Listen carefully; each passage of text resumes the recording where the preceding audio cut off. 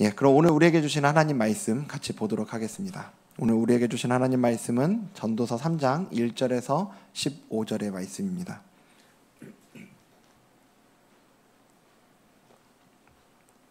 전도서 3장 1절에서 15절 말씀, 제가 한 절 여러분들이 한 절 교독하도록 하겠습니다. 범사에 기한이 있고 천하만사가 다 때가 있나니 날 때가 있고 죽을 때가 있으며 심을 때가 있고 심은 것을 뽑을 때가 있으며 죽일 때가 있고 치료할 때가 있으며 헐 때가 있고 세울 때가 있으며 울 때가 있고 웃을 때가 있으며 슬퍼할 때가 있고 춤출 때가 있으며 돌을 던져버릴 때가 있고 돌을 거둘 때가 있으며 안을 때가 있고 앉는 일을 멀리할 때가 있으며 찾을 때가 있고 잃을 때가 있으며 지킬 때가 있고 버릴 때가 있으며 찢을 때가 있고 깨맬 때가 있으며 잠잠할 때가 있고 말할 때가 있으며 사랑할 때가 있고 미워할 때가 있으며 전쟁할 때가 있고 평화할 때가 있느니라. 일하는 자가 그의 수고로 말미암아 무슨 이익이 있으랴. 하나님이 인생들에게 노고를 주사 애쓰게 하신 것을 내가 보았노라. 하나님이 모든 것을 지으시되 때를 따라 아름답게 하셨고 또 사람들에게는 영원을 사모하는 마음을 주셨느니라. 그러나 하나님이 하시는 일의 시종을 사람으로 측량할 수 없게 하셨도다. 사람들이 사는 동안에 기뻐하며 선을 행하는 것보다 더 나은 것이 없는 줄을 내가 알았고 사람마다 먹고 마시는 것과 수고함으로 낙을 누리는 그것이 하나님의 선물인 줄도 또한 알았도다. 하나님께서 행하시는 모든 것은 영원히 있을 것이라. 그 위에 더할 수도 없고 그것에서 덜할 수도 없나니 하나님이 이같이 행하심은 사람들이 그의 앞에서 경외하게 하려 하심인 줄을 내가 알았도다. 함께 읽겠습니다. 이제 있는 것이 옛적에 있었고 장래에 있을 것도 옛적에 있었나니 하나님은 이미 지난 것을 다시 찾으시느니라. 아멘. 요즘에 그 도서 플랫폼들이 잘 돼 있는데요. 근래에 제가 그 도서 플랫폼에서 오늘이라는 키워드를 가지고 책을 이렇게 검색을 해봤습니다. 근데 거기 검색을 해보고 깜짝 놀란 게 오늘이라는 타이틀로 검색을 했더니 수백 건이 나오는 거예요. 네, 그래서 뭐 별로 안 놀라실 줄 알았습니다. 네, 수백 건이 나오는데 거기에 이제 제목들이 좀 재밌는 게 있더라고요. 몇 개 이제 읽어드리면 이렇습니다. 오늘처럼 내가 싫었던 날은 없다. 책 제목이에요. 오늘 또 일을 미루고 말았다. 오늘도 화내고 말았습니다. 오늘도 예민하게 잘 살고 있습니다. 오늘은 이만 좀 쉴게요. 나는 오늘도 소진되고 있습니다. 예, 얼마나 이 작가들이 좀 지쳐 있는지 이런 거 좀 느껴지지 않으세요? 되게 힘들었겠다. 약간 이런 느낌이 드는 제목인데 또 이런 책도 있어요. 오늘을 버텨내는데 한 문장이면 충분하다. 또 오늘부터 부러움에 지지 않고 살기로 했다. 뭐 이런 여러 가지 제목들이 있었습니다. 이런 제목들을 보면서 얼마나 그 오늘을 살아간다라고 하는 게 힘이 들었으면 이런 책들이 한두 권도 아니고 이렇게 많이 나오나라는 생각이 들더라고요. 누구나 괜찮은 오늘을 살기를 원하죠. 그런데 괜찮은 오늘을 누구나 살기를 원하는데 그런 반면에 또 누구나 다 그렇게 사는 건 아닌 것 같아요. 또 제가 글을 보다 보니까 현대 직장인들의 증후군에 대해서 이렇게 좀 정리해 놓은 글이 있는데 제가 몇 개 한번 또 알려드려 볼게요. 여러분 혹시 그 과잉 적응 증후군이라고 들어보셨습니까? 과잉 적응 증후군. 네, 이거는 처음 들어보셨을 수 있는데 내용은 여러분들이 아주 잘 아는 얘기입니다. 워커홀릭에 대한 이야기입니다. 예, 일 중독증이요. 예, 그러니까 일을 그렇게 열심히 하고 그 일을 통해서 인정받으려고 하고 성과를 드러내려고 하는 이런 거 얘기하는 거죠. 또 이런 것도 있어요. 이거는 없기를 바라지만 혹시 있으실지 모르겠어요. 만성피로 증후군. 네, 극심한 피로나 수면 장애, 뭐 두통, 집중력 및 기억력 감퇴, 소화 장애. 근데 이런 거 요즘에 나 이런데 이게 아니고 이러려면 보니까 기간이 있더라고요. 6개월 이상 지속돼야 만성피로 증후군이라고 합니다. 여러분 중에 혹시라도 6개월이 지난 분들이 있다면 좀 이렇게 검진을 받으시고 조치를 받으시면 좋을 것 같아요. 이런 것도 있어요. 스마일 마스크 증후군. 예, 스마일 마스크 증후군. 뭐냐 하면 이건 서비스직에 있는 분들이 걸리는 거라고 그래요. 그러니까 그 서비스직에 있는 분들은 항상 웃으셔야 되잖아요. 항상 웃고 있다 보니까 얼굴은 웃고 있는데 속은 문드러지는 거죠. 예, 그러니까 속은 썩어 문드러지니까 이제 그 우울증도 걸리고 웃고 있는 얼굴에 비해서 마음은 병들어가는 이런 게 스마일 마스크 증후군이라고 이렇게 얘기를 하더라고요. 또 입사 초년에 겪는 증후군이 있대요. 입사 초년생들 파랑새 증후군. 네, 파랑새 뭔지 아시죠? 그 동화 아시잖아요. 파랑새. 이거 뭐냐면 한 직장에 안주하지 못하고요, 여기저기 옮겨 다니는 거예요. 그러니까 현재의 모습에 만족하지 못하는 겁니다. 그리고 행복은 이곳이 아닌 뭔가 저곳에 더 나은 삶이 있을 거라는 생각을 가지고 계속 옮겨 다니는 파랑새 증후군이 있다고 또 해요. 이런 걸 보면 우리가 이제 살아가는 그 하루하루를 일상이라고 얘기를 하잖아요. 근데 일상이라는 이 단어 자체는 우리에게 편안함을 주는 단어일 건데, 실제로 우리가 살아내는 그 일상들이 우리에게 편안함을 주기보다는 정말 무언가를 끊임없이 이루어내야만 하고 또 끊임없이 누군가와 경쟁을 하는 마치 전쟁터 같은 일상을 살아내고 있는 게 우리 현대인들이 아닌가, 이런 생각이 좀 들더라고요. 하루하루를 살아내는 게 참 벅차겠다. 그래서 제가 이 책 보고 이런 책 제목, 뭐 내용을 다 보진 않았습니다. 제목들을 보고 그리고 이런 증후군들을 보면서 마음 한편에 약간 쓰라린 마음이 있더라고요. 너무너무 살아가는 게 이렇게 힘이 드는 거구나. 여러분들도 이 자리에 앉아서 이렇게 예배 드리시는데 지난 한 주간 여러분도 얼마나 많은 각자의 수고와 애씀 가운데 지금 이 자리에 앉아 계세요. 그런 면에서 우리 옆에 있는 분들 보시면서 이렇게 좀 격려의 메시지를 던지면 좋을 것 같습니다. 한 주간 수고 많으셨어요. 이렇게 좀 얘기해 주십시오. 네. 이 사람 별로 수고 안 한 것 같은데, 아니 이러지 마시고 다 수고하신 겁니다. 예, 다 각자 수고하고 이 자리에 앉아 계신 거라서 여러분들이 정말 오늘 이 예배의 자리를 통해서 각자 수고한 가운데 이 예배를 드리고 계실 텐데, 이 예배의 자리가 그런 수고하신 여러분들에게 하나님 주시는 위로, 또 하나님 주시는 격려, 하나님 주시는 새 힘을 얻는 그런 예배의 자리 되길 주님 이름으로 축복합니다. 우리 각자 이제 그런 이제 애씀들 가운데 살아가고 있는데요. 우리가 세상의 흐름은 그렇다 하더라도 우리도 동일하게 그냥 그 흐름대로 흘러가듯이 그렇게 살아가면 되냐? 아니잖아요. 그래서 우리는 오늘 이 말씀을 통해서 우리 각자가 다양한 모습으로 살아가고는 있을 건데, 하나님께서 우리에게 말씀을 통해서 주시는 우리의 그 일상을 어떻게 살아내야 될 건지를 오늘 말씀을 가지고 같이 나눠보려고 해요. 특별히 이제 오늘 본문 1절 한번 같이 볼까요? 오늘 본문 1절을 보면 전체 같이 읽겠습니다. 시작. 범사에 기한이 있고 천하 만사가 다 때가 있나니. 아멘. 범사에 기한이 있고 천하 만사가 다 때가 있다라는 말로 이 3장 1절은 시작을 하고 있어요. 여기 기한이라는 의미로 사용된 이제 히브리어가 제만이라는 단어고요. 때는 에트라는 단어인데, 이제 모두 이제 시간이나 기회를 이야기하는 단어. 우리도 그렇잖아요. 기한이나 때나 그 말이 그 말 같잖아요. 근데 이거를 헬라어로 바꿔보면 우리가 조금은 친숙한 그런 개념이 이제 나옵니다. 여기 앞에 기한이라는 이 제만이라는 그 히브리어 단어를 헬라어로 바꾸면 크로노스라는 단어래요. 크로노스, 어디선가 들어본 적이 있으실 거예요. 그 뒤에 있는 이 때는, 에트는 카이로스라는 단어로 헬라어로 바꿀 수 있다고 합니다. 크로노스와 카이로스. 여러분들 어디선가 이렇게 들어보셨죠? 크로노스와 카이로스. 크로노스라는 단어는 둘 다 시간의 어떤 개념일 건데, 크로노스는 그냥 쭉 흘러가는 시간입니다. 그러니까 일주일이 지났다, 1년이 지났다, 2년이 지났다 할 때 이렇게 쭉 흘러가는 시간을 우리가 보통 이야기할 때 크로노스라는 개념을 이야기하고요. 카이로스는 뭐냐면 어떤 시간의 길이라기보다는 특별한 어떤 사건, 이슈가 있는 그런 시간, 특별한 시간을 카이로스로 이야기를 하죠. 그래서 여기에서 이제 범사에 기한이 있고 천하 만사가 다 때가 있다라고, 이 카이로스가 있다라고 얘기를 하면서 그 뒤에 나오는 2절부터 8절까지는 아까 우리 읽었잖아요. 이럴 때가 있고 저럴 때가 있다라는 얘기를 이제 7절에 걸쳐서 하고 있는데요. 몇 절만 같이 볼까요? 2절 먼저 보여주시면, 날 때가 있고 어떨 때가 있어요.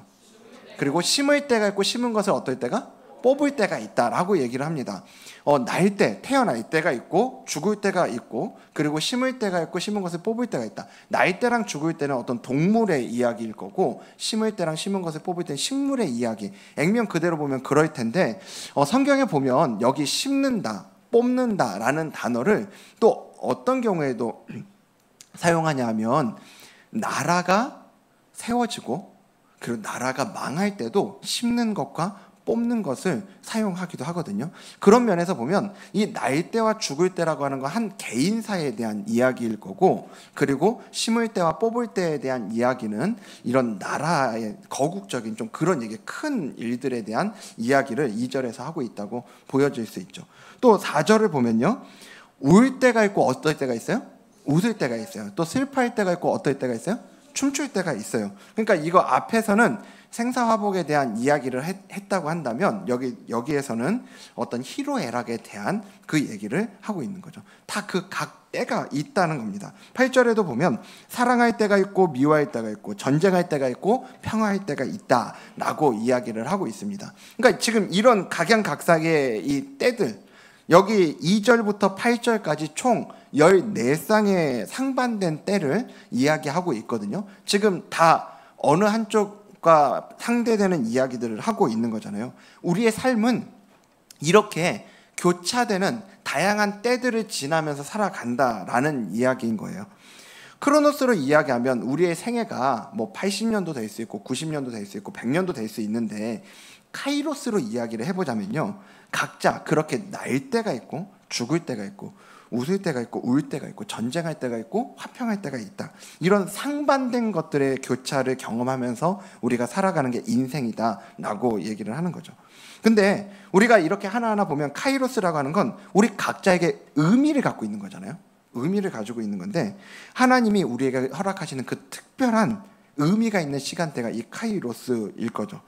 그래서 아까 전에 우리가 이 현대인들의 이야기를 했는데요, 현대인들이 살아가는 오늘은 어쩌면 이 카이로스를 경험하지 못한 상태로 크로노스의 시간들만 흘려보내고 있는 게 어떻게 보면 이 현대인들의 삶이 아닐까라는 생각을 해보게 되더라고요. 그리고 사실은 그게 뭐 교회를 안 다니는 사람만 그렇다 이런 얘기가 아니라, 우리에게 있어서도요, 우리가 교회를 다니고 신앙을 갖고 있지만 사실은 요즘 우리가 살아가는 삶이 너무 분주하잖아요. 이 분주함 속에 휩쓸려 다니다 보면 우리도 마찬가지로 그 분주함 가운데 크로노스라는 이 개념에 갇혀서 하나님이 우리에게 그때그때 허락하시는 카이로스를 제대로 경험하지 못하고 그것을 우리의 마음 가운데 품고 그렇게 살아가지 못하는 우리의 삶이 얼마든지 가능하겠다라는 생각이 드는 겁니다. 그래서 오늘 이제 우리가 말씀을 통해서 본격적으로 오늘을 살아가는 이때 우리가 그 카이로스의 시간, 하나님이 우리에게 허락하시는 카이로스의 시간, 하나님의 시간을 어떻게 살아갈 건가 본문을 통해서 두 가지로 우리가 같이 살펴보려고 해요. 자, 첫 번째, 오늘을 하나님의 시간으로 살기 위해서는 첫 번째는 자신의 한계를 뭐하고? 인정하고, 자신의 한계를 인정하고 하나님을 경외하는 겁니다. 자신의 한계를 인정하고 하나님을 경외하는 것. 지금 우리가 전도서 보고 있잖아요. 이 전도서를 제일 처음에 시작하면서 전도자가, 이 저자가요, 우리에게 아주 익숙한 표현을 이야기하는 게 있는데, 전도서 1장 2절에 보면 전도자가 이렇게 이야기합니다. 전도자가 이르되, 빨간색만 읽을까요? 헛되고 헛되며 헛되고 헛되니 모든 것이 헛되도다.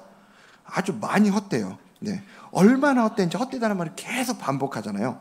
여기 헛되다라는 단어가 헤벨이라는, 히브리어로 헤벨이라는 단어거든요.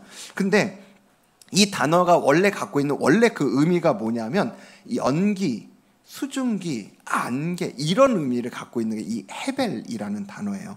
그러니까 단순하게 그냥 다 쓸모없어, 쓰잘데기 없어 이런 얘기가 아니라, 사실은 조금은 더 그 원어적인 의미는 어떤 성격을 갖고 있냐면, 우리가 그런 거 있잖아요. 왜 운전하고 가다가도 안개가 갑자기 자욱하게 낄 때 있죠. 그래서 내가 지금 어디를 가고 있는지 막 몇 미터 앞도 제대로 보이지 않는 이런 경우를 아마 경험하신 적이 있을 겁니다. 우리 인생이 마치 그와 같다는 거예요. 내가 어디만큼 와 있는지, 어디를 향해 가고 있는지 이런 걸 알 수 없는 미래에 대한 불확실성, 그로 인한 불안함, 이런 것들을 주는 게 우리 인생이라고 하는 거죠. 전도서 바로 앞에 잠언이라는 책이 있습니다. 잠언, 유명한 책이죠. 이 전도서를 잠언하고 비교를 해보면 조금 재미있어요. 잠언의 경우는요, 대체로 전반적으로 이 인생에 있어서 인과관계를 분명하게 보여주는 게 잠언입니다. 예를 들면 이런 거예요. 선한 일을 하는 자는 복을 받고요, 선한 일을 하는 사람은 잘 될 거고, 게으르게 살면 가난해질 거다. 아주 상식적인 인과관계가 분명한 얘기는 잠언에 많이 있습니다. 반면에 이 전도서는요, 방금 우리가 본 것처럼 사람의 수고와 그로 인한 유익이 정비례하지 않다는 걸 우리한테 이야기를 해주는 거죠. 그래서 어떻게 보면 인생의 허무함을 이야기하는 책으로 그렇게 이제 비춰지기도 하는데요. 그래서 오늘 본문에도 보면 때에 대한 2절부터 8절까지 이럴 때도 있고 저럴 때도 있다. 이 때에 대한 이야기를 한 다음에 그 다음에 9절 10절에 이렇게 이야기합니다. 일하는 자가, 자 빨간색만 읽겠습니다. 시작. 그의 수고로 말미암아 무슨 이익이 있으랴. 이렇게 이야기하면서 하나님이 인생들에게 뭐를 주셨대요? 노고를 주셨대요. 노고, 힘든 거, 고생하는 거, 이런 거 주셨대요. 그래서 애쓰게 하신 걸 내가 봤다. 전도자의 이야기죠. 일하는 사람이 수고하고 애쓴다고 시간을 들이고 에너지를 들이는 만큼 그만큼의 보상을 다 얻지 않을 거라는 거예요. 그렇지 않을 수 있다. 사실 우리 이런 얘기 별로 안 좋아하잖아요. 열심히 수고했으면 그에 대한 대가가 있어야 될 거 아니에요. 그래야 할 맛이 나지. 열심히 하면 복이 올 거라고 이렇게 격려해줘도 모자랄 판에 전도서 기자는 그렇게 얘기 안 해요. 인생은 그런 거 아니야. 인생 참 헛되다. 안개, 해벨 같은 게 인생이야. 이렇게 말하고 있는 거죠. 그런데요, 전도서의 메시지는 거기에서 끝이 아니에요. 지금 이런 얘기만 하면 굉장히 어두운 이야기인 것 같은데 거기서 끝내지 않습니다. 우리가 인과관계가 분명하면 인생이 해석이 돼요. 내가 뭘 열심히 했어요. 공부를 열심히 해서 시험 성적이 좋게 나왔어요. 시험에 합격했어요. 이러면 내가 열심히 했으니까 합격했지. 이게 나오잖아요. 해석이 되잖아요. 정말 열심히, 정말 내가 생각할 땐 누구도 나만큼 열심히 안 한 것 같은데 왜 저 사람은 붙고 나는 떨어지고, 이제 이런 것들. 그리고 정말 건강관리를 그렇게 열심히 하려고 애썼는데, 정말 철저했는데 생각지도 못한 병에 걸리는 뭐 이런 정말 인과관계가 분명하지 않은 일들이요. 그렇게 착하게 살려고 애썼는데 돌아오는 건 나를 향한 선함이 아니라 내 인생에 쌓여있는 곳곳에 나를 향해 도사리고 있는 그 악함들. 어떻게 해석이 되냐고, 이런 게. 그런 해석되지 않는 사람의 인생이 있는데 이제 전도서 기자는 그 해석되지 않는 사람의 인생에다가 그 인생을 뛰어넘는 하나님을 개입시키는 거죠. 그게 오늘 보면 11절과 14절인데요. 11절 먼저 보면요. 하나님이 모든 것을 지으시되 때를 따라 아름답게 하셨고 또 사람들에게는 영원을 사모하는 마음을 주셨느니라. 그 다음에 빨간색 읽어볼까요? 시작. 그러나 하나님이 하시는 일의 시종을 사람으로 측량할 수 없게 하셨도다. 사람들에게 영원을 사모하는 마음을 주셨다 그랬는데 원어를 보면 영원을 사모하는이 안 들어가요. 그냥 영원을 사람의 마음에 심어주셨다. 하나님을 인식할 수 있는 마음이죠. 그런데 문제는 뭐냐면 하나님이 하시는 일이 어떻게 진행이 되는지는 측량할 수 없게, 알 수 없게 하셨다는 거예요. 왜 이러실까? 14절에 그 연장선상에서 답을 주고 있습니다. 하나님께서 행하시는 모든 것은 영원히 있을 것이라 그 위에 더할 수도 없고 그것에서 덜할 수도 없나니. 그 뒤에 읽겠습니다. 하나님이 행하심은 사람들이 그의 앞에서 경외하게 하려 하심인 줄을 내가 알았도다. 아멘. 11절과 14절을 통해 전도서 기자는 우리는 하나님이 하시는 일이 어떻게 되는지를 다 알 수도 없고요. 내가 뭐 열심히 한다고 하나님의 일에 덧붙일 수도, 내가 뭐 덜 한다고 하나님이 하시고자 하는 일을 내가 가로막을 수도 없는 그런 내 일에 나의 어떠함에 따라 영향을 받는 분이 아니라고 하는 걸 전도서 기자는 얘기를 하고 있죠. 이런 진리를 통해서 우리에게 주는 메시지가 있어요. 선명한 메시지가 있는데 그게 뭐냐면 하나님은 우리의 판단을 받을 뿐이 아니라 우리의 경외를 받을 뿐이라고 하는 거예요. 예. 하나님은 우리의 판단받을 뿐이 아니라는 거죠. 그리고 여기 경외함, 여러분 경외함이라는 단어, 이거 뭐 우리식으로 좀 편하게 얘기하면 두려움이라는 얘기일 건데, 근데 사실 이 경외함이라는 단어가 우리 모두에게 좀 항상 어려움을 주는 단어인 것 같아요. 도대체 어떻게 하라는 거지? 뭐 하라는 거지? 그냥 하나님 두려워서 벌벌 떨고 있으면 되나? 근데 이런 어떤 여기서 이야기하는 두려움은 감정에 대한 이야기가 아닙니다. 특별히 오늘 이제 본문을 통해서 우리가 더 이 경외함에 대해서 배울 수 있는 건 뭐냐면 하나님을 경외하라라고 했을 때 이거는 감정적으로 두려워하라는 이야기가 아니라 인간의 한계, 피조물로서 인간이 가지고 있는 이 한계요. 이 한계와 창조주 되시는 하나님의 그 무한하심과 영원하심과 거룩하심, 완전하심과의 간격, 이 엄청난 간격에 대한 인정. 나랑 하나님은 이런 어마어마한 간격이 있구나라는 걸 인정하는 것. 그게 바로 성경이 오늘 보여주는 이 경외함입니다. 그래서 경외함이라고 하는 건 감정의 문제가 아니라 태도의 문제예요. 감정의 문제 이전에 태도의 문제라는 걸 우리가 기억할 필요가 있는 거죠. 자, 그리고 이 하나님에 대한 경외함이 있을 때 비로소 우리에게 생기는 게 있어요. 우리가 찾을 수 있는 게 있습니다. 죄송한데 11절 다시 한번 보여주실래요? 11절. 자, 아까 제가 읽었는데 여기 앞에 빨간색만 우리 읽어볼까요? 시작. 하나님이 모든 것을 지으시되 때를 따라 아름답게 하셨고. 아멘. 자, 하나님이 모든 것을 지으시되 때를 따라 어떻게 하셨대요? 아름답게 하셨대요. 아까 우리가 2절부터 8절까지 여러 이야기 봤잖아요. 날 때가 있으면 죽을 때도 있고, 심을 때가 있으면 뽑을 때도 있고, 울 때가 있으면 웃을 때도 있고, 춤출 때가, 슬플 때가 있으면 뭐 춤출 때도 있고, 이런 대조적인 얘기들을 우리가 봤잖아요. 근데 여러분에게 선택권을 준다면 어느 쪽을 택하시겠어요? 울 때와 웃을 때 뭐 택하시겠습니까? 예, 지금 이렇게 웃잖아요. 웃을 때를 택하겠죠. 예. 슬플 때와 춤출 때를 택하라고 그러면 춤출 때를 우리는 다 택할 거라고요. 우리는 선호도가 있어요. 이 때에 대한 선호도가 있어요. 자, 그런데 죄송해요. 다시 11절을 좀 보여주시면. 예, 하나님께서 모든 것을 지으셨는데 때를 따라, 그 모든 것을 때를 따라 어떻게? 아름답게 하셨대요. 여러분 인정이 되세요? 정말 하나님이 내 삶 속에 지금 여러분들 가운데 지금 웃을 때에 있는 분들은, 춤출 때에 있는 분들은 그렇지, 하나님이 그런 은혜를 주시지, 이럴 수 있어요. 근데 지금 내가 처한 상황이 울 때에 있단 말이에요. 슬플 때 있단 말이에요. 전쟁을 할 때 있단 말이에요.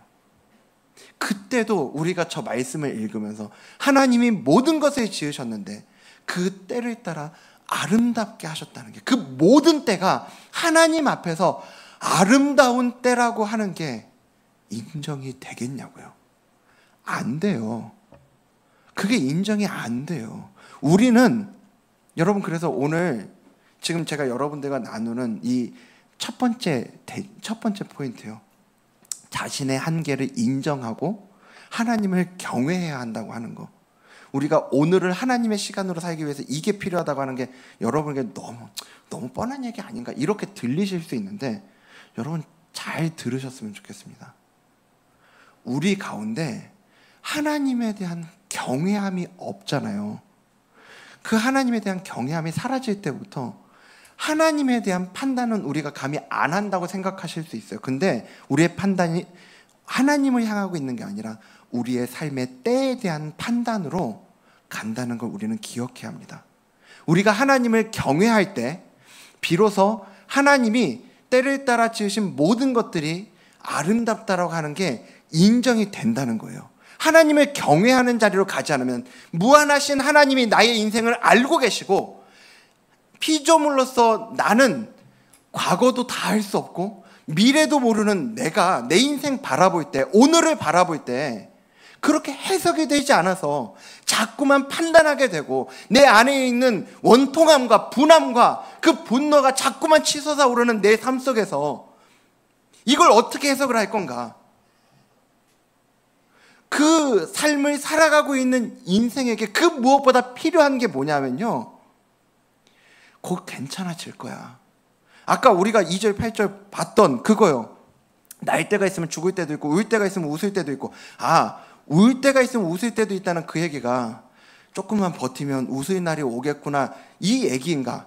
여러분, 지금 전도서 기자는 그런 얘기 하고 있는 게 아니에요. 지금 여기서 여러분들 조금만 기다리세요, 조금만 있으면 여러분들의 삶이 풀릴 거예요, 이런 얘기 하고 있는 게 아니에요. 뭘 얘기해 주고 있는 거냐면, 내가 볼 때는 웃을 때만 좋고 춤출 때만 좋고 치료 받을 때만 나는 택하고 싶고 그 인생만 좋게 보이지만, 하나님이 내 인생에 때로는 웃을 때도 허락하시지만 울 때도 허락하시는데, 하나님 앞에서요 그 모든 것이 우리에게 선하고 아름답다라고 얘기를 하고 있는 겁니다. 이건요, 하나님을 경외함이 없으면 인정이 안 되는 거예요. 그렇게 생각이 될 수가 없다고요. 왜요? 우리가 우리 삶을 해석할 때는 그 상황에 대한 나의 감정, 나의 경험, 나의 생각으로 판단하게 되어 있거든요. 그게 우리 모두가 갖고 있는 본성이에요. 그 본성에 따라 내 인생을 바라보고 해석하지 않으려면 오늘에 살아가는 내 인생이, 나의 시간이 아니라 하나님의 시간으로 살아가려면 그 무엇보다 우리에게 필요한 게 뭐냐면 피조물인 나와 영원하신 하나님, 창조주이신 하나님과의 간극을 우리가 인정해야 된다고요. 하나님은 감히 내가 판단할 뿐이 아니시라는 것에 대한 인정, 그리고 그 하나님께서 오늘 우리에게 이 때를 허락하셨다라는 그 인정이 우리에게 무엇보다 필요하다는 이야기입니다. 여러분의 인생 가운데 하나님이 허락하신 모든 때요, 웃을 때를 포함해서 울 때조차도 아름다운 때라는 걸 믿으십니까? 아멘이 잘 안 나와요. 정말 잘 안 나와요. 예, 맞아요. 아멘이 진짜 이게, 아니 목사님 앞에서 그렇게 말하는 건 너무 쉽죠. 목사님이 내 상황 대봐요. 아멘이 나오나? 예, 맞아요. 정말 그래요. 그래서 여러분, 오늘 내가 내 인생 바라볼 때는 내 인생의 모든 때가 아름답다라는 이 진리가 내 삶 가운데 잘 받아들여지지가 않는데, 그때 이 진리가 우리에게 들려졌을 때 그때부터 우리 가운데 뭐가 시작이 되는 거냐면 씨름이 시작이 되는 거예요. 자꾸만 내 본성은 내 감각에 따라서, 내 생각과 감정에 따라서 내 상황을 해석하려고 하고 판단하려고 하는데, 거기에 나를 내버려 두지 않고 이 진리인 하나님의 말씀이 내 삶을 다스리고 내 삶을 판단하도록, 말씀이 내 삶을 판단하도록 가는 그 자리에 씨름이 필요해요. 우리는 그걸 기도라고 이야기합니다. 여러분, 기도는요, 하나님한테 그냥 하나님 이거 해주세요 저거 해주세요도 당연히 그것도 간구 기도죠. 근데 정말 우리 인생 가운데 그 무엇보다 필요한 기도가 뭐냐면요, 하나님, 내가 볼 때는 지금 하나님이 나한테 허락하신 이 때는 불공평해요. 난 너무 억울해요. 이 마음을 가지고 하나님 앞에 씨름하는 자리로 나아가야 된다고요. 그게 우리에게 무엇보다 필요한 거예요. 왜요? 우리 누구에게나 다 올 수 있는 때거든요. 우리 모두가 웃을 때만 골라서 살아가지 않아요. 울 때, 아플 때, 전쟁할 때를 다 경험하면서 살 수밖에 없다고요. 여러분, 그럼 그때마다 내가 내 상황이, 환경이 웃을 때, 사랑할 때, 평화할 때, 이때는 할렐루야 할렐루야 하면서 울 때와 아플 때와 그렇게 슬플 때 있을 때는 하나님 내 인생 왜 그러냐고, 하나님 원망하고만 있으실 거냐고요. 그렇게 자꾸만 내가 판단하고 내가 평가하고 그렇게 나의 감정에 여러분들의 삶을 휘둘러 갈 수 있도록 그렇게 여러분들의 감정에 여러분들이 내버려 두시겠냐고요. 하나님은 우리에게 그걸 원하지 않으시는 거예요. 이게 너무 뻔한 얘기인 것 같은 하나님을 향한 경외함이 우리에게 무엇보다 필요한 건 뭐냐면, 그 하나님을 경외함이 있을 때에야, 하나님의 하나님 되심을 인정함이 있을 때에야 비로소 내 삶이, 오늘의 내 삶이 하나님의 시간으로 정확하게 해석이 될 수 있다라고 하는 걸 기억하시길 바랍니다. 여러분, 그게 그 누구보다 요즘에 저에게 필요하더라고요. 요즘 제가 살아가는 이 삶 속에서도 정말 너무나 못마땅한 것들이 많이 보이고, 나는 왜 이렇게 살아가고 있나라는 생각이 들 때가, 많은 이야기들이 들리고 마음이 무너질 것 같은 그런 상황들이 있을 때, 요즘에 제가 그래서 그 무엇보다 씨름하는 것 중에 하나가 뭐냐면요, 제 감정이 저를 휩쓸어 가지 않도록, 제 감정에 따라 살아가지 않도록 제 마음속에 하나님을 향한 경외함, 하나님을 향한 인정의 자리로 자꾸만 저를 가지고 나아가려는 씨름이 제가 제일 많이 하는 씨름이에요. 여러분, 이게 저만 그러겠냐고요. 지금 여러분들의 삶 가운데 지금 정말 이게 필요한 분들 계시잖아요. 여러분, 그걸 가지고 씨름하는 자리로 나아가는 걸, 하나님 앞에서 이 말씀이, 하나님 정말 저는 이게 해석이 안 된다고, 너무 억울함만 올라온다고, 이걸 가지고 하나님 앞에 나아가서 씨름하는 걸 두려워하지 마십시오. 그게 잘못됐다고도 생각하지 마십시오. 여러분, 그 씨름이, 하나님의 말씀은 진리지만 진리가 내 삶에 그대로 받아들여지기까지는 기도의 자리에서 씨름하는 그 시간이 반드시 필요하다는 거예요. 그 씨름을 통해서 오늘 나의 한계를 인정하고 하나님을 경외함으로 오늘이 하나님의 시간으로 사라지는 저와 여러분 되기를 주님 이름으로 축복합니다.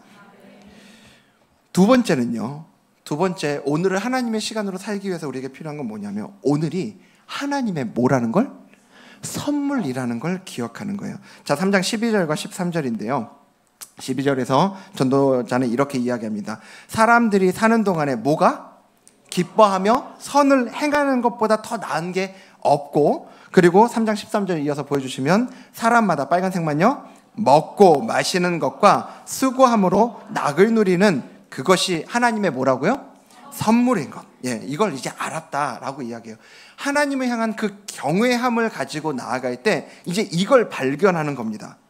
내 삶 가운데 그냥 내 삶을 볼 때 오늘 내 인생 왜 이래? 라는 불평과 불만과 분노로 내 삶을 채울 수 있지만, 하지만 하나님을 향한 경외함의 자리를 가지고 내 삶을 해석하기 시작할 때 이제 기뻐하며 선을 행하는 것, 오늘 하나님이 나에게 허락하신 이 삶을 누리고 그 방향을 하나님 기뻐하시는 방향으로 가지고 나아가는 것, 이게 우리에게 필요하다는 걸 전도서 기자는 이야기하는 거죠.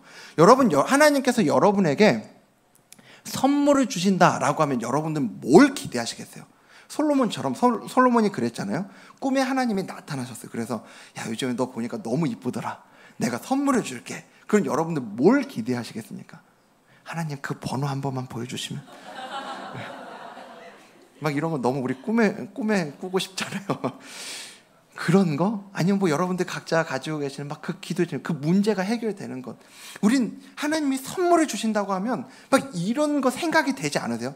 아, 하나님 그릇이지, 창조주 하나님이신데 쪼잔하게. 예. 근데 여러분, 오늘 전도서 기자가 하나님이 우리에게 주시는 선물이 뭐라고 하냐고요. 막 대단한 게 아니잖아요. 먹고 마시는 것, 그리고 수고함으로 낙을 누리는 것, 이게 하나님의 선물이래요. 먹고 마시는 것은 액면 그대로 우리가 먹고 마시는 이런 거에 대한 이야기일 수도 있습니다. 오늘 먹고 마실 수 있으면 그거 참 감사하지, 이런 얘기일 수도 있는데, 이 히브리 문화에서 먹고 마신다라고 하는 건 어떤 자리냐면, 그냥 요즘 혼밥이라고 그러죠. 이런 혼밥이 아니고 가족들하고 가까운 사람들과 같이 먹는 자리예요. 그러니까 어떤 이 관계에 대한 얘기를 여기서 하고 있는 걸로 우리가 또 바라볼 수 있고요. 여러분, 수고함으로 낙을 누린다라고 하는 게 뭘까요? 여러분들이 인생에 지금 살아가고 계시는데, 오늘을 살아갈 때 열심히 수고했어요. 그 수고한 걸 여기 낙이라는 단어가 토부, 여러분들이 익숙하게 아시는 그 좋다라는 토부라는 단어인데, 여기에는 만족하다라는 만족의 의미를 가지고 사용됐거든요. 자, 그러면 오늘 여러분들이 애써서 수고한 것에 대해서 만족이 되시던가요? 많은 경우에 제가 보니까 그래요. 많은 경우에는 내가 열심히 수고하고 애썼는데도 내가 수고하고 애쓴 거에 대한 만족이 안 되더라고요. 나 조금 더 할 수 있지 않았을까? 이것도 했으면 좋을 뻔했는데 왜 저건 못했지? 만족이 안 돼요. 내가 한 수고에 대해서 만족할 수 있다. 이건 두 가지가 다 필요한 것 같습니다. 하나는, 이러면 큰일이잖아요. 내가 내 삶에 최선을 다하지도 않았는데, 열심히 살지도 않았는데 내 삶을 너무너무 만족스러워하고 살아가요. 여러분, 자녀들에게 보고 있는 그 모습이요. 네. 속이 뒤집어지잖아요. 네. 아니, 그런 거 아니고, 그러니까 지금 여기서 얘기하는 건 나는 나대로 최선을 다했는데, 최선을 다했음에도 불구하고 사실은 우리의 본성은 자꾸 내 삶이 못마땅한 겁니다. 내가 수고한 거에 대한 못마땅한 뭔가 더 채워져야 될 것, 더 있어야 될 것 같고 더 채워져야 될 것 같은 생각이 자꾸 우리 안에는 올라오는 거죠. 그게 우리 본성이라고요. 그래서 오늘 내가 한 수고에 대해서 그걸 만족함으로 느낄 수 있는 건 하나님이 주신 선물이라는 말이에요. 하나님이 오늘 우리에게 주시는 그것들을 만족함으로 받아들이는 것, 그게 하나님의 선물을 받아들이는 건데, 자, 그 17세기에 수사 중에 로렌스 형제, 로렌스 이제 수도승이거든요. 로렌스 형제라는 분이 있어요. 그분이 이렇게 쓴 글을 모아서 책으로 나온 게 있는데, 하나님의 임재 연습이라는 책입니다. 여러분 중에 혹시 읽어보신 분 계실지 모르겠어요. 하나님의 임재 연습. 책 그렇게 두껍지 않거든요. 근데 거기 보면 이분이 뭐 주교라든지 17세기 어떤 대단한 어떤 성당의 주교라든지 교황 이런 분 아니었거든요. 이분이 뭐 하는 분이었냐면 다른 그 수도원에 있는 다른 분들 식사 차려주는, 그 우리 군대식으로 얘기하면 취사병이요. 예. 그 밥 차려주시는 분이었어요, 이분이. 근데 이분이 쓴 글이 왜 오늘까지도, 17세기면 벌써 몇백 년이 흘렀잖아요. 오늘까지도 이렇게 우리에게 도전을 주고 책으로 남겨져 있는가? 뭐냐면 그가 살아가는 그의 하루하루를 하나님 앞에서 하나님의 임재 가운데 살아갔던 인물이 바로 이 로렌스 형제이기 때문이죠. 이 로렌스 형제는 그래서 그의 삶을 살아가는 중에 그가 하는 일이 뭐겠어요? 밥 짓는 분이 뭘 했겠어요? 이거 재료 다듬고 설거지하고 치우고 이런 거 하지 않았겠냐고요. 여러분 같으면 그런 삶을 살아가는데 그 삶이 충만하다고, 그 삶이 만족스럽다고 그렇게 쉽게 얘기하실 수 있겠어요? 쉽지는 않을 것 같아요. 근데 이분은 그 삶을 살아가면서 너무너무 충만한 삶을 살았던 거예요. 인간적으로 보면 너무 보잘것없다고까지 얘기할 수 있는 삶을 살았을 수 있어요. 그분이 그러다가 나중에 처음에는 그런 식당에서 일하다가 나중에 조금씩 승진해가지고 주교도 되고 교황도 되고, 아니요. 그분이 그렇게 식당에서 일하다가 결국은 그런 남들 다 알아주지 않는 일하다 그냥 그렇게 돌아가셨어요. 주님 품 안에 가셨어요. 하지만 그분의 충만함은, 이 로렌스 형제의 충만함은요, 그가 무엇을 해서가 아니라 오늘을 살아가는 그와 함께 하셨던 하나님의 임재 때문에 충만한 삶이었다라고 하는 걸 그의 책을 통해서 우리가 볼 수 있는 거죠. 그래서 여러분 혹시 아직 안 읽어보신 분들이 계시다면 안 두껍습니다. 정말 얇아요. 한번 읽어보시면 너무 여러분들 도전이 되실 거예요. 아, 인생을 이렇게도 살 수 있구나. 전 군대에 있을 때 그 책을 처음 봤는데 너무 충격이었어요, 저한테. 하나님을 이렇게 생각하면서 살 수 있다고? 이런 게 가능한 삶인가? 정말 저한테 충격이었고 되게 도전이 됐고, 저한테 굉장히 영적인 유익을 줬던 책이 그 책이거든요. 뭐 여러분 그 옛날 얘기만은 아니에요. 최근에 제가 한 영상을 봤거든요. 아주 최근에 봤어요. 여러분 혹시 올리버 앤선이라는 가수 아세요? 네, 여러분 표정을 보니 아무도 안 보신 것 같아요. 예, 아니 너무 당연해요. 왜냐하면 이 가수인데 미국의 컨트리송 가수래요. 근데 정말 안 유명하고 나온 지도 얼마 안 됐습니다. 그런데 그가 유튜브나 뭐 아이튠즈 빌보드에 올린 그의 곡 중에 하나가, 히트곡이 우리가 이름만 대면 알만한 그 가수들을 다 제치고 1위를 했대요. 빌보드 차트 1위요. 예, 그 옛날에 그 싸이가 1위 못했던 거 맞지 않나요? 2위까지 갔던 걸로 알고 있는데, 아니 그래서 제가 그 영상을 직접 봤어요. 영상을 봤는데 진짜 별게 없어요. 그냥 숲을 배경으로 마이크 대고 기타 하나 들고 노래한 게 다예요. 뭐 특별하게 편집하지도 않았더라고요. 근데 제가 그거 보니까 2주 만에 조회수가 4,300만 회예요. 일부랑 똑같네요, 반응이. 4,300만 회. 아니 뭐 엄청나게 많이 본 거 아니야. 이 가수가 예전에 활동 많이 한 게 아니라니까요. 기사를 제가 좀 찾아보니까 그 전까지 정신적인 문제도 있고 알코올 중독에도 걸려 있었던 사람이에요. 근데 이 알코올 중독에 걸려 있었던 이 사람이 알코올을 언제 끊었냐면 2달 전에요. 7월 달에 알코올을 끊고 이제 노래 좀 녹음해가지고 그 플랫폼에 올렸는데 이게 대박이 난 거죠. 전 세계 어떤 차트에도 기록된 적이 없는 가수인데 이제 막 올렸으니까요. 첫 차트한 그 곡으로 1위를 한 세계 최초의 인물이래요. 아무도 그런 적이 없대요. 네. 그래서 이 올리버 앤서니가 근데 어떤 사람이냐? 이 사람 17세의 나이로 고등학교 중퇴한 사람이에요, 보니까. 그리고 중퇴하고 그 다음에 뭐 했냐? 우리가 이제 여기 표현이 그렇더라고요. 블루칼라, 노동자요. 여러 공장을 전전하면서 그냥 그 공장에서 일하고 다니던 막 그 우리로 따지면 예를 들면 최저시급 받아가면서 일은 너무나 막 혹사당하면서 이렇게 살았던 사람이 이 사람인 거예요. 그래서 그 사람은 일하면서 막 버지니아, 미국에 있는 버지니아 지역의 전역과 막 캐롤라이나 돌아다니면서 수만 명의 그 같은 노동자들 만나고 돌아다니는 이런 일도 했었다고 하더라고요. 그래서 그의 노래에 담겨 있는 내용이 뭐냐 하면 정말 그 노동자들의 삶의 애환과 그 고민들이 거기에 절절하게 녹아 있대요. 그래서 그 댓글들을 보면 거기에 이제 그런 얘기들이 나와 있다고 하더라고요. 정말 이 노래가 내 마음을 그대로 대변해주고 있다고, 너무 나에게 위로가 된다, 이런 글들이 그렇게 많이 있다고 하더라고요. 근데 제가 인상적이었던 게 뭐냐면요, 그 노래가 이렇게 유명해지기 전에, 그 직전에 이 사람이 영상을 하나 올렸거든요. 자기가 이렇게 말하는 영상을 하나 올렸는데 그 영상에서 이렇게 이야기해요. 제가 그대로 읽어드릴게요. 물론 저기 한글로 번역된 거 읽어드릴 겁니다. 저는 오랫동안 화가 나 있는 불가지론적인 작은 펑크족이었습니다.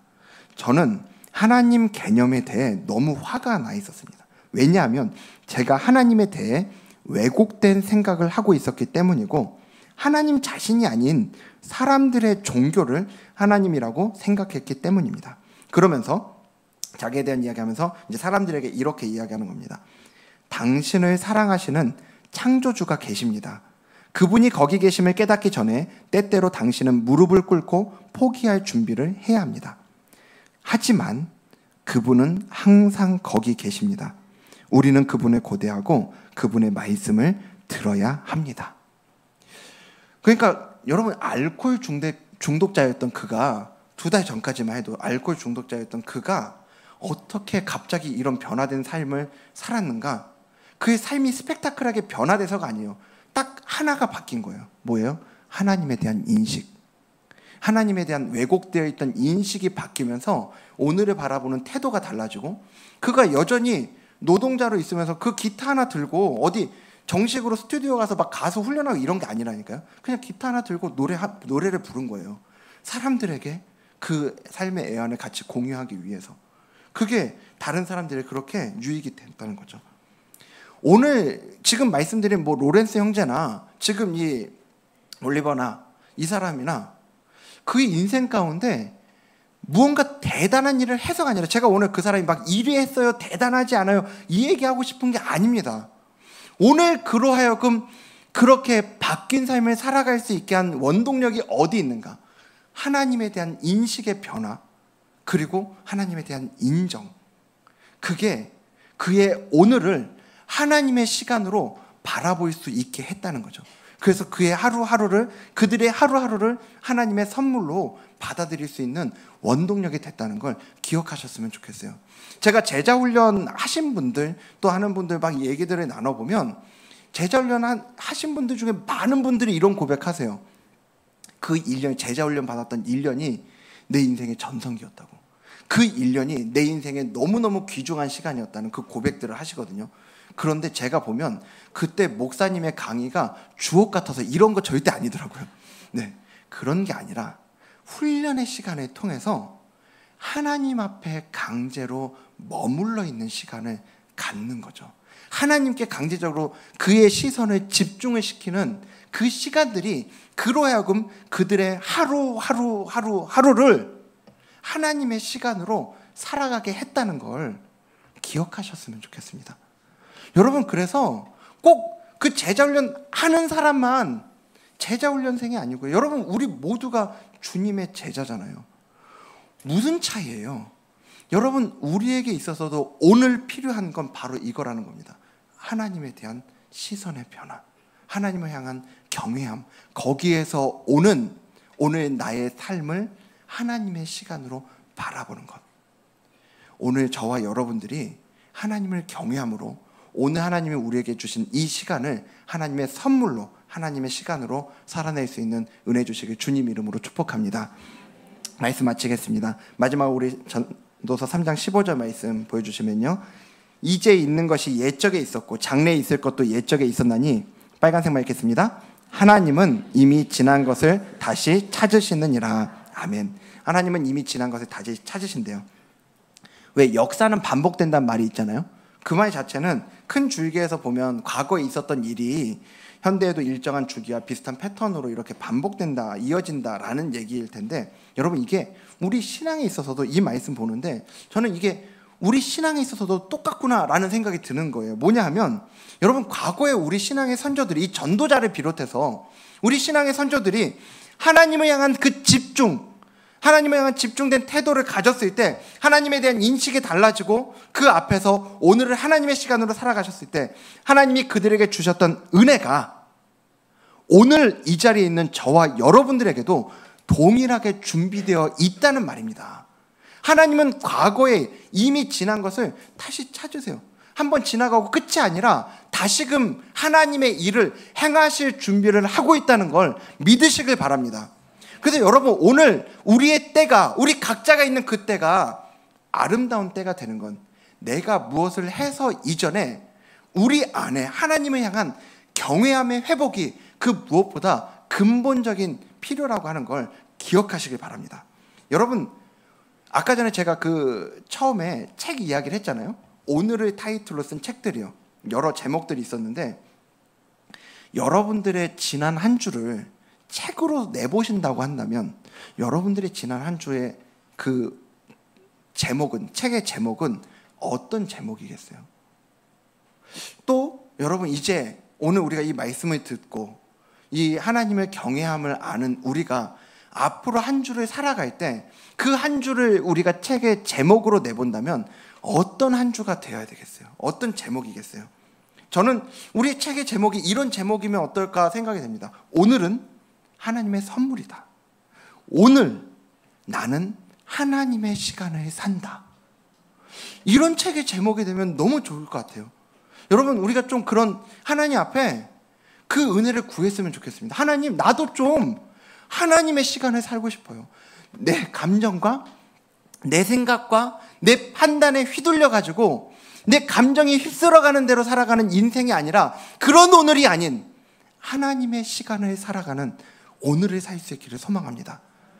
그런 은혜를 가지고, 그런 은혜를 구하면서 오늘 저와 여러분이 꿈꾸며 그렇게 함께 주님 앞에 나아가는 오늘 이 시간 되길 주님 이름으로 축복합니다. 오늘 함께 찬양하기 원하는데요, 사실은 지난주에 또 이렇게 우리가 장례가 있었는데요, 그 장례 시간에 그 어머님이 이제 소천하셨는데 그 얘기를 들려주시더라고요. 집사님 통해서 들려주시는데, 어머님이 그 권사님이셨는데 마지막까지 부르시고 마지막까지 너무나 듣고 싶었던 찬양이 이 찬양, 내 영혼이 은총 입어, 이 찬양이었다는 거예요. 그래서 우리가 거기서도 같이 했는데, 제가 오늘 말씀을 준비하는데 계속 이 찬양이 제 안에 이렇게 맴돌더라고요. 이 찬양의 가사요, 내 영혼이 은총 입어 중한 죄짐 벗고 보니, 슬픔 많은 이 세상도 슬픔의 때를 지나가고 있는 거죠.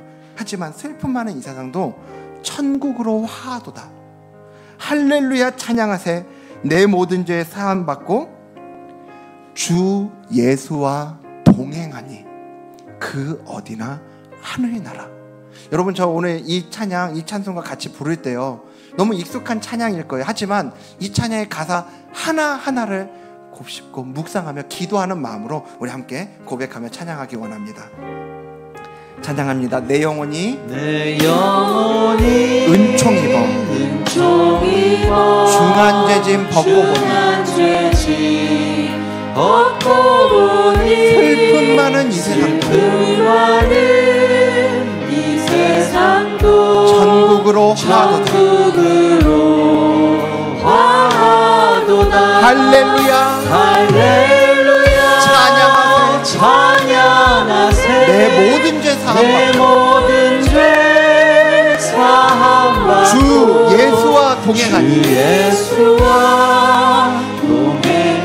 그 어디나 하늘나라. 주의 얼굴 뵙기 전에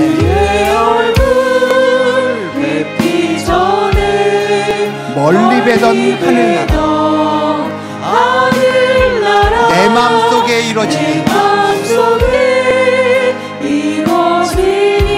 날로 가깝도다.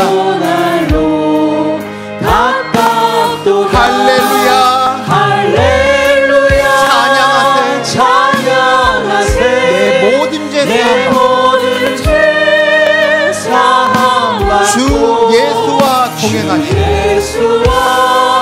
동행하니 그 어디나 하늘나라 높은 산이 거친 들이 초막이나 궁궐이나 환경에 상관없이 내 주 예수 모신 곳 그곳이 바로 그 어디나 하늘나라. 할렐루야 찬양하세 내 모든 죄